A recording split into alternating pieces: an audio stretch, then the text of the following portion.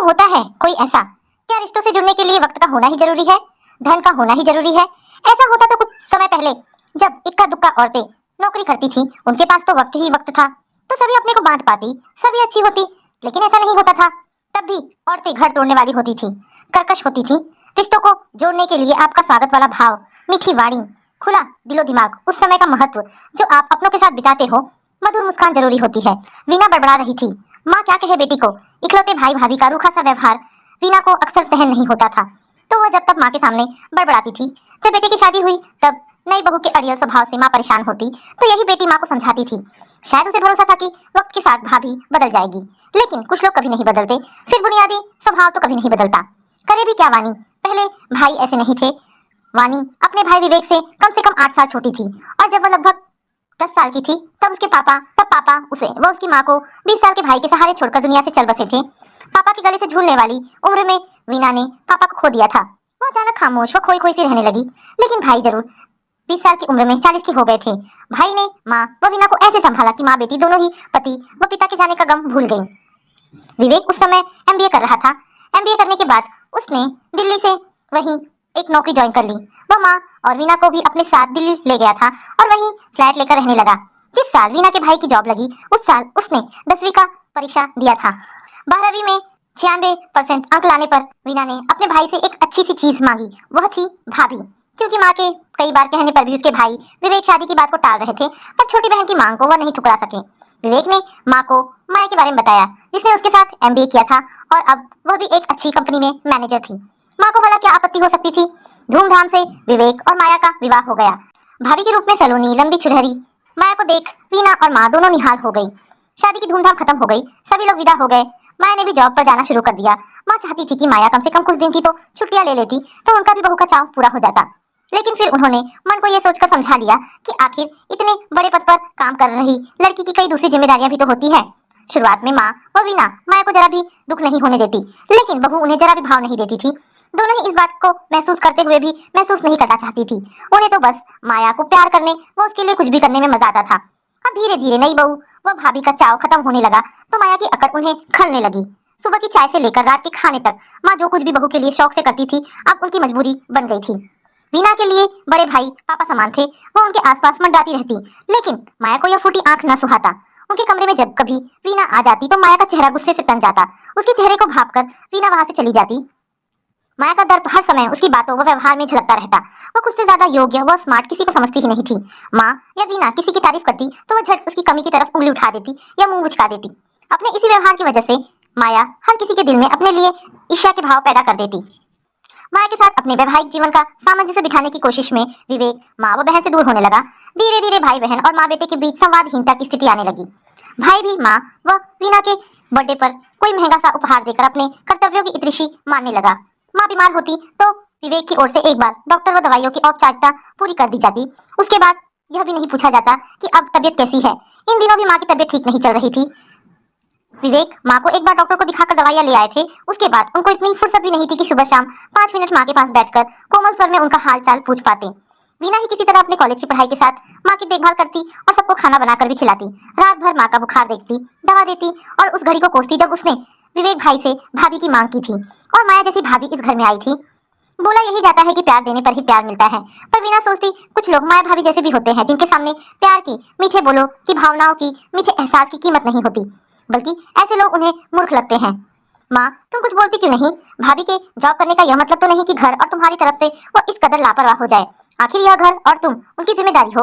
एक दिन वीना गुस्से से बोली, किसी दूसरे घर की लड़कियों को क्या कहना वीना, जब अपना बेटा ही परिवार व पत्नी के बीच संतुलन नहीं रख पा रहा है। भैया भी तो कितने बदल गए हैं माँ, फिर भी इस तरह सीधा व समर्पित रहकर काम नहीं चलता। जब दूसरा तुम्हारी भाषा नहीं समझता तो जरूरी है कि उसे उसकी भाषा में बात समझाई जाए। वीना गुस्से में बोली, उसे वक्त भी तो नहीं है ना। माँ बात को टालने और वीना को शांत करने की गरज से बोली। तभी से वीना यही सब बड़बड़ा रही थी। उसके ऊपर काम का भार बहुत हो गया था। वो कॉलेज जाती, रसोई में काम करती, माँ की भी देखभाल करती, पढ़ाई भी करती, शाम को ट्यूशन भी लेती थी, क्योंकि जब से माया भाभी आई थी उसके पॉकेट मनी के लिए उसके भाई के आगे हाथ फैलाना अच्छा नहीं लगता था।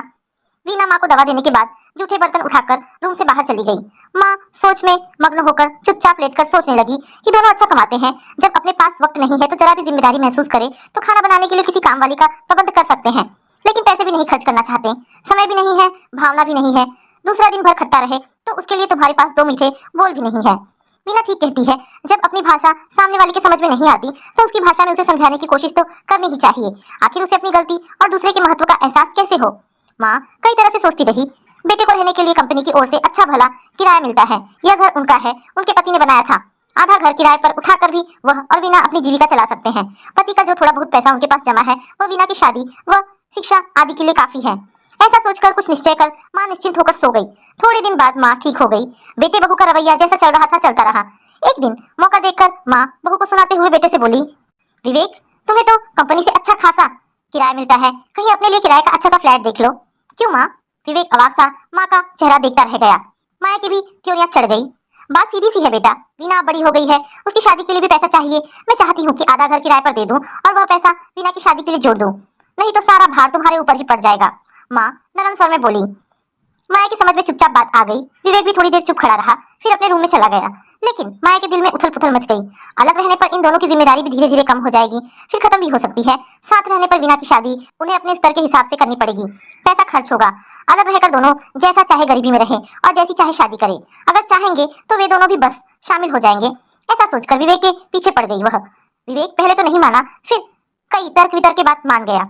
ऐसे ही 3-4 दिन की मेहनत के बाद आखिर विवेक को 2 बेडरूम का खूबसूरत सा फ्लैट मिल गया और दोनों खुशी खुशी नए फ्लैट में चले गए। वीना तो बहुत खुश हुई, पर माँ का दिल टीस गया। 1-2 दिन वह थोड़ा असमंजस की दशा में रही, फिर धीरे धीरे उन्हें भी अच्छा लगने लगा। घर का नीचे का हिस्सा किराए पर देकर माँ बेटी ऊपरी हिस्से में चली गई। किराएदार आने से जहाँ उनको सुरक्षा का आभास हुआ, वहीं पैसा आने से आर्थिक स्थिति भी मजबूत हो गई।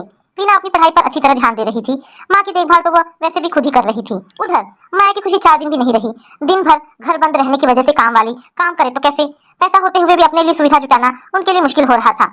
वक्त के अभाव में घर अस्त व्यस्त रहता था। खाने का कोई ठिकाना नहीं था। घर बाहर संभालते संभालते माया को 24 घंटे भी कम लगने लगे। माया पर काम का दबाव बढ़ा तो विवेक भी कहाँ अछूता रहा।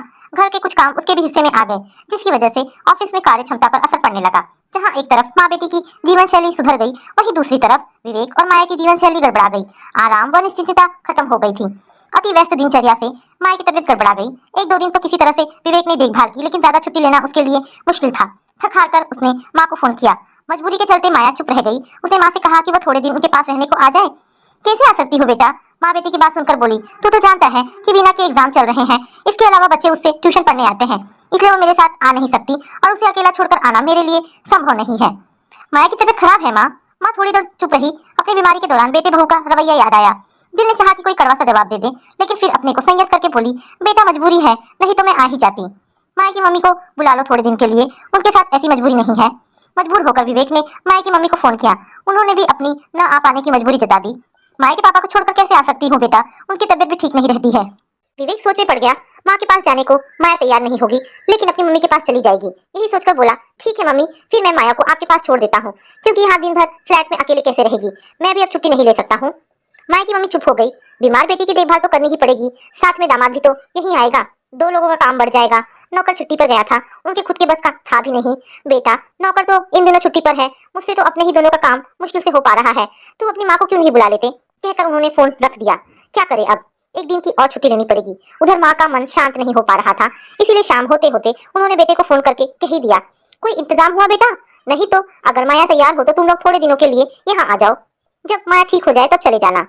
विवेक को मन ही मन शर्मिंदगी का एहसास हुआ।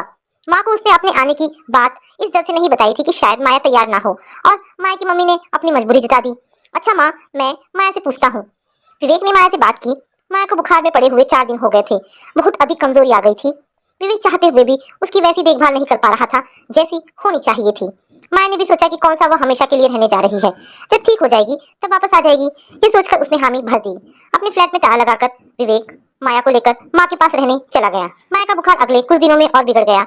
ब्लड टेस्ट हुए, उसे टाइफाइड हो गया था। माँ बेटी ने माया की देखभाल में रात दिन एक कर दिया। एग्जाम होते हुए भी वीना माया की देखभाल में माँ का पूरा साथ देती। माँ माया के सिरहाने बैठकर उसका सिर सहलाती रहती, ठंडे पानी की पट्टियां करती। माया इस समय इतनी दयनीय स्थिति में थी कि माँ बेटी अपना सारा गुस्सा भूलकर उसकी देखभाल कर रही थी। माया अर्धबेहोशी में सब कुछ महसूस करती। माँ उसे अपने हाथ से खिलाती। वीना सूप जूस व दलिया बनाकर लाती। विवेक भी निश्चिंत होकर जॉब पर जा रहे थे। धीरे धीरे माया की तबीयत ठीक होने लगी। अभी कमजोरी बहुत ज्यादा थी। वीना भाभी को सहारा देकर कुर्सी पर बिठा देती, उसका पलंग ठीक कर देती, स्पंज कर कपड़े बदल देती। माया की कमजोरी भी ठीक होने लगी। उसे पता था कि उसकी मम्मी ने अपनी मजबूरी जता दी थी और जिस सास के साथ उसने कभी सीधे मुंह बात नहीं की, हर वक्त उसका व्यवहार उसके साथ तना हुआ ही रहा, उसी सास ने अपना सारा बैर भाव भूलकर कितने प्यार व अपनेपन से उसकी देखभाल की। मैं सोचने लगी कि अगर उसकी भाभी की तबीयत खराब होती तो क्या मम्मी मजबूरी जता देती? शायद नहीं। भाभी उनकी जिम्मेदारी है और भाभी भी तो कितनी अच्छी है, उसके माता पिता का कितना ख्याल करती हैं, दूसरे शहर में रहते हुए भी उसके मम्मी पापा के प्रति पूरी जिम्मेदारी समझती हैं। माया के प्रति भी उनका व्यवहार कितना प्यार भरा है, पर उसने क्या जिम्मेदारी समझी अपनी सास ननद के प्रति, जो कि एक तरह से उसके ऊपर ही निर्भर थे? क्या पढ़ने वाली कुंवारी ननद के प्रति उसका कोई फर्ज नहीं था? उसकी देखभाल व उसका भविष्य निर्धारित करने का जिम्मा पिता के न होने पर क्या बड़े भाई भाभी का नहीं था? बूढ़ी माँ आखिर किसकी जिम्मेदारी है? उनके रवैये से परेशान होकर ही माँ ने उन्हें जाने के लिए कहा था। बीमारी के बाद बिस्तर पर लेटी माया खुद से ही सवाल जवाब करती रही। जब इंसान पर परेशानियां पड़ती हैं तभी अपनों का महत्व समझ में आता है और आदमी की विचारधारा भी बदलती है। माया ठीक हो गई। एक दिन सुबह नहा धोकर माँ के पास बैठ गई और बोली, माँ जी मैं अब ठीक हूँ, सोचती हूँ परसों से ऑफिस जाना शुरू कर दूँ। ठीक है। माँ संक्षिप्त से जवाब देकर चुप हो गई, क्योंकि उनके दिल के घाव पर पपड़ी तो जम गई थी, पर घाव सूख नहीं पाया था। बीमार सास के प्रति बहू ने भले ही अपना फर्ज नहीं निभाया था, पर उन्होंने अपने फर्ज का पालन किया था। उन्होंने मन ही मन सोचा कि माया अब अपने घर जाने की सोच रही है, इसलिए वह भूमिका बांध रही है, तो जाए, उन्हें ऐतराज भी क्या हो सकता है। माया कोमल स्वर में बोली, सोचती हूँ मैं ऑफिस चली जाती हूँ, मुझे भी इतना वक्त नहीं मिल पाता कि सुबह शाम खाना बना सकूं, इसलिए खाना बनाने वाली का प्रबंध कर देते हैं और साफ सफाई करने वाले कपड़े धोने का काम भी कर लिया करेंगी, उसकी सैलरी बढ़ा देंगे। नहीं, इसकी जरूरत नहीं है, माँ सपाट स्वर में बोली, मुझे इसकी आदत नहीं है और मेरे पास इतने पैसे भी नहीं है, फिर हम माँ बेटी का काम ही कितना होता है, तुम ऐसा प्रबंध अपने घर पर कर लो। माँ अपनी बात स्पष्ट करती हुई बोली। माया ठगी सी चुप हो गई। थोड़ी देर बाद बोली, क्या यह मेरा घर नहीं है माँ जी? यह घर तुम्हारा था, तुमने इसे अपना घर नहीं समझा, इसलिए यह सिर्फ मेरा और वानी का है। माया माँ के शब्दों से आहत तो हुई, पर उसे आत्मसात करती हुई बोली, आपका गुस्सा जायज है माँ जी, मैं आपसे माफी मांगती हूँ। मेरे मन में तुम्हारे लिए गुस्सा, माफी, प्यार कुछ भी नहीं है। तुम अपने घर में खुश रहो, मैं अपने घर में खुश हूँ। माँ आप झूठ बोल रही हैं, आप हमें बहुत प्यार करती हैं, पर हमारी गलतियों पर आए गुस्से ने आपके प्यार को ढक दिया है। इस बात का माँ से कोई जवाब नहीं दिया गया। उनकी आंखों में आंसू झिलमिला गए। माया ने हिम्मत करके माँ के दोनों हाथ पकड़ लिए। माँ मुझे अपनी गलतियों का एहसास है, सिर्फ हमारी गलत सोच ही हमारी सोच को गलत तरफ मोड़ देते हैं। मुझे माफ कर दीजिए, मैं अपने घर वापस लौटने की इजाजत चाहती हूँ, लेकिन इस बार आपकी बेटी बनकर। माँ के शब्दों की कोमलता, पश्चाताप की ग्लानि से माँ के मन का गुबार बहने लगा। उन्होंने बहू को गले लगा लिया और बोली, अपने बच्चों से किसको प्यार नहीं होता माया? दिल दिमाग जुड़े हो, अपनों पर विश्वास हो तो हर रिश्ते की बुनियाद मजबूत होती है। आपस में सहज बातचीत है तो कुछ भी खराब नहीं लगता, गलतफहमियां नहीं पनपती। ये तुम्हारा घर है, आज ही जाकर सामान ले आओ। माया माँ जी के गले लगे हुए सोच रही थी, आखिर ऐसा क्या था जो उन दोनों सास बहू के बीच में से बह गया और